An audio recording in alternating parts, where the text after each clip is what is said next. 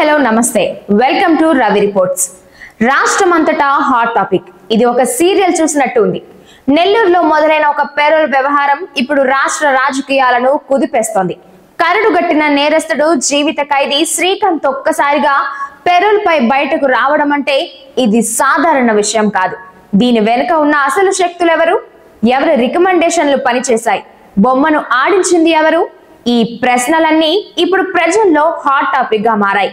ఈ కథలో ప్రధాన పాత్ర నిడిగుంట అరుణ. బయటకు చూసినప్పుడు సాధారణ మహిళలా కనిపించిన ఆమె వెనుకున్న లింకులు చూస్తే గుండె ఆగిపోతుంది. వెలుగు ఆఫీస్ లో చిన్న ఉద్యోగంలో చేరి చిన్న చితక మోసాలు చేస్తూ రెండేళ్లలో హై ప్రొఫైల్ లేడీ డాన్ గా మారిన నిడిగుంట అరుణ అరాచకాల కథ క్లైమాక్స్ కు చేరింది. రౌడీ షీటర్ శ్రీకాంత్ ను భర్తగా చెప్పుకుంటూ ఆయన పెరోల్ కోసం పోలీస్ పొలిటికల్ వ్యవస్థలనే మేనేజ్ చేయడంలో సక్సెస్ అయింది. ఆమెకున్న పరిచయాలు సాధారణమైనవి కావు. పోలీస్ ఉన్నతాధికారులు, రాజకీయ నాయకులు, కొంతమంది మంత్రుల ప్రధాన అనుచరులు వీరందరితో సంబంధాలు కలిగి ఉండటం అరుణ స్పెషాలిటీ. పోకిరి సినిమా గుర్తుందా? దాంట్లో ఒక పోలీస్ బిల్డర్ ని బెదిరించి తన భార్య పేరు మీద ఫ్లాట్ రిజిస్ట్రేషన్ చేయించుకుంటాడు.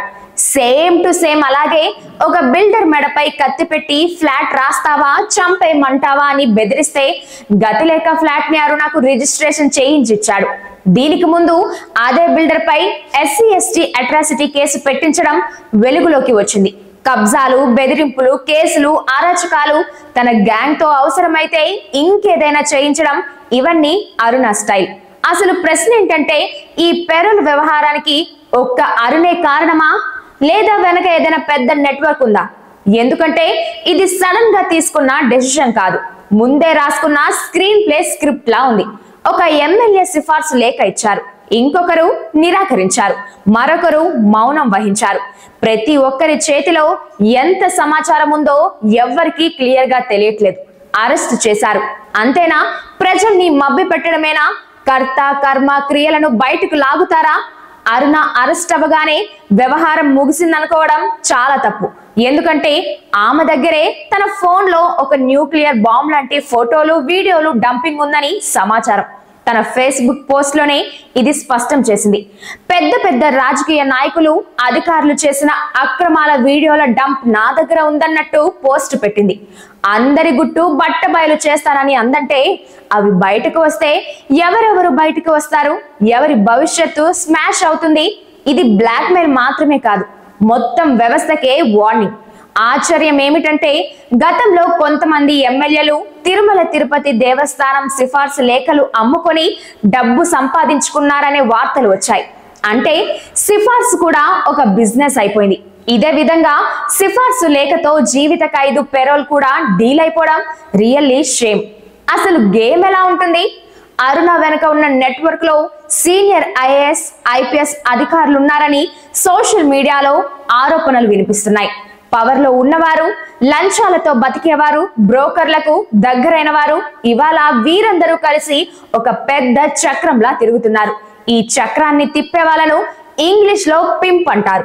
చూడటానికి సూటు బూటు వేసుకొని పెద్ద మనుషుల్లా కనిపిస్తారు, కానీ లోపల మాత్రం రాజకీయ నేతలు, అధికారులు, బ్రోకర్ల మధ్య లింక్ ఇచ్చే దందా.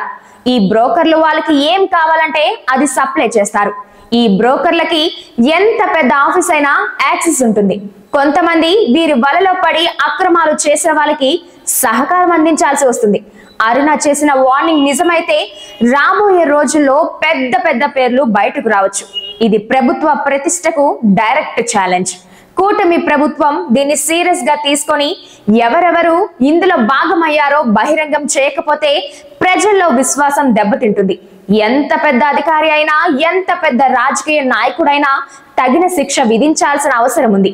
అరుణ టీడీపీకి చెందిందని వైసీపీ వాళ్ళు అంటుంటే టీడీపీ కాదు వైసీపీ వాళ్ళతోనే అరుణ సంబంధాలు అని అంటున్నారు. నిజం బయటపడక తప్పదు. ప్రజాస్వామ్యాన్ని మోసం చేసేవారు ఎక్కువ కాలం బయటపడలేరు. ఎప్పటికైనా నిజం బయటకు వస్తుంది.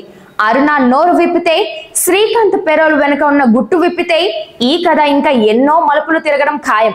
సర్ప్రైజ్ విషయం ఏంటంటే అరుణ శ్రీకాంత్ దందాలు కేవలం ఆంధ్రప్రదేశ్ వరకే పరిమితం కాలేదు. తమిళనాడు, కర్ణాటక, తెలంగాణలో కూడా వీరి బాధితులు ఉన్నారు. 2019లో ఒకరు సెల్ఫీ వీడియోలో వీరి అరాచకం గురించి చెప్పి భయపడిన వీడియో అప్పట్లో సంచలనమైంది. కానీ కొద్ది రోజుల్లోనే అతను అనుమానాస్పదంగా మరణించాడు. ఇప్పుడు బాధితులు మెల్లగా బయటకు వస్తున్నారు. మనం గుర్తుంచుకోవాల్సిన ఒక్క మాట, మీ చుట్టూ లంచం అడిగేవారు ఉంటే మౌనంగా ఉండకండి, వెంటనే రిపోర్ట్ చేయండి. బ్రోకర్ల ఆటలో పడిపోకండి. ప్రజాస్వామ్యాన్ని కాపాడేది మనమే. ఇక అరుణ కథ ముందున్న రోజుల్లో ఏ మలుపు తిరుగుతుందో మనమందరం కలిసి చూడాలి. మీ అంకిత, రవి రిపోర్ట్స్.